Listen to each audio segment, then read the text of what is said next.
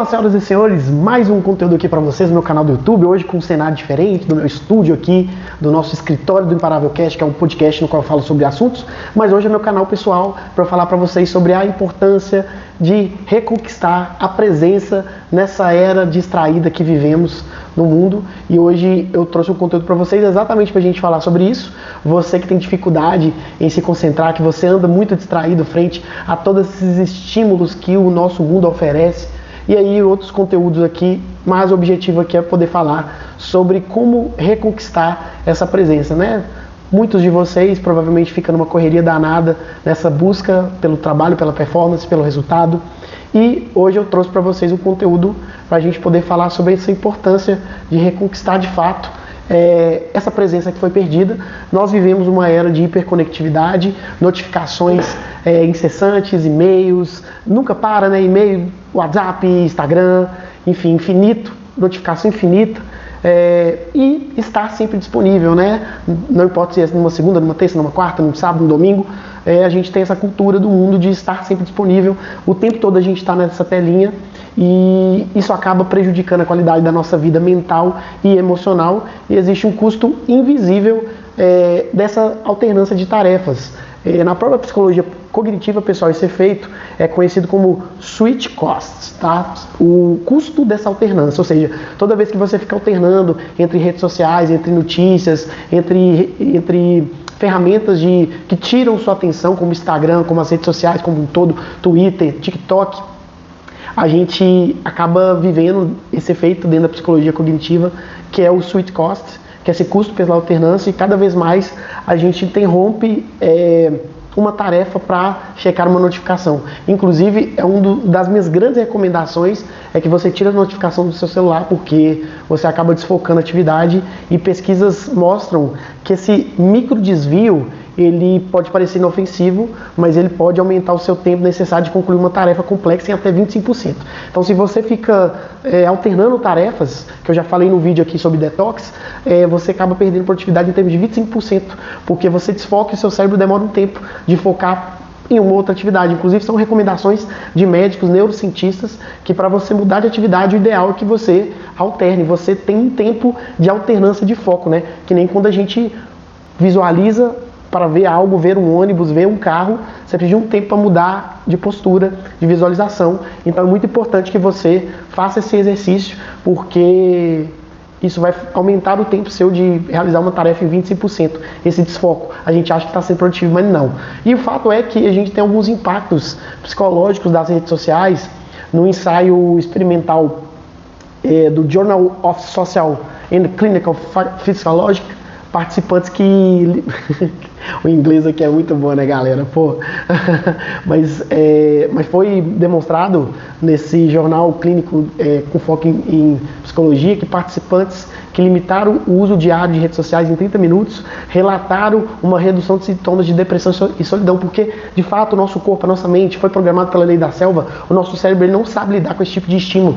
Isso vale para todos os estímulos que a gente vive hoje, e eu acredito que o ser humano vai ter que dar alguns passos para trás, porque tudo isso nos prejudica em termos de saúde mental, em fadiga da decisão, né, que é o decision fatigue, que é um conceito-chave no qual o nosso cérebro ele tem uma energia limitada para tomar decisão. Não sei você, mas quando você começa de manhã a trabalhar às 8 horas da manhã, o nível de capacidade sua de decisão é muito maior e muito mais poderoso de quando você está tomando decisão 7 horas da noite, 8 horas da noite, igual eu estou gravando esse vídeo para vocês. Isso acaba sendo muito prejudicial. Inclusive, eu até prefiro às vezes gravar no final de semana e não gravar no final da noite por conta da minha capacidade. Não sei você, mas você já fez reunião estando com fome? É uma merda. Então a gente tem que sim respeitar conceitos neuronais, e essa questão da decisão da fadiga é muito interessante quando as pessoas falam que a decisão é um músculo que chega no final do dia fica muito desgastado.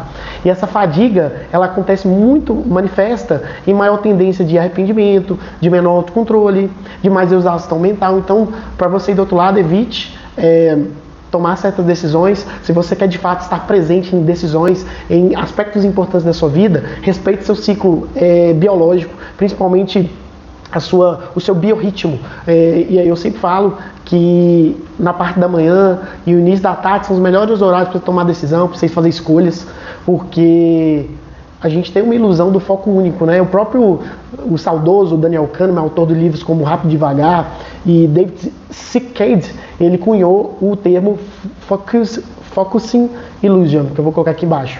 Para ele, a gente supervaloriza um único fator na determinação da felicidade. Porque a gente sempre tem aquele pensamento típico, né? Ah, se eu tivesse menos notificações, eu seria mais feliz, mas isso não é verdade. A realidade é muito mais complexa. Reduzir distrações digitais ajuda sim, pessoal, mas o bem-estar ele depende muito mais do ecossistema de fatores: relações saudáveis, propósito de vida, qualidade do seu sono, alimentação, movimento físico, conexão consigo mesmo. A gente vem perdendo esses momentos de self tão importantes para a nossa vida. Eu ouvi vários autores falando sobre isso. O Marcelo Taz mesmo, num evento que eu participei, ele falou: estamos perdendo o selfie, momento selfie. Você já teve aquele momento que você parou só para pensar na sua vida, no que você vem fazendo, nas escolhas que você vem tomando? Isso é muito importante para que você tenha presença. A clareza e a presença são fatores riquíssimos para o mundo atual. E o caminho, gente, de volta para a presença, é você redefinir sua relação com relação à sua atenção, criar janela de tempo sem notificação, assim, tirar a notificação do celular, no seu calendário, você colocar momentos de pausa, de respiração, você priorizar momento de foco profundo no trabalho, às vezes até desligar o celular e focar nas atividades. No início do dia, presença com você mesmo e pensar tudo que você precisa realizar no dia, principalmente aquelas atividades importantes. Cultivar atividades offline, gente, que gera prazer e presença. Leitura, exercício físico, meditação, convivência com outras pessoas, com os outros amigos. E, gente, principalmente nesse mundo de não presença, entender que a atenção é o maior ativo seu e o mais valioso na época digital. Você pode abrir o Instagram, as redes sociais, o que mais você vai ver são pessoas tentando roubar sua atenção. Então não permita isso. Valorize sua atenção, valorize o seu tempo. Saiba colocar energia naquilo que é correto.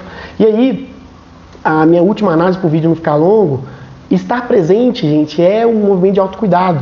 É uma escolha consciente que você precisa ter. Então fica aqui minha dica para vocês: nesse mundo cada vez menos presente, esteja presente nos momentos importantes da sua vida. Desliga o celular, se concentre. Isso vale para mim também, que eu tenho tentado fazer isso. Esses momentos de pausas contemplativas e principalmente entendendo de fato o que é importante para mim, não importante o que a sociedade exige de mim.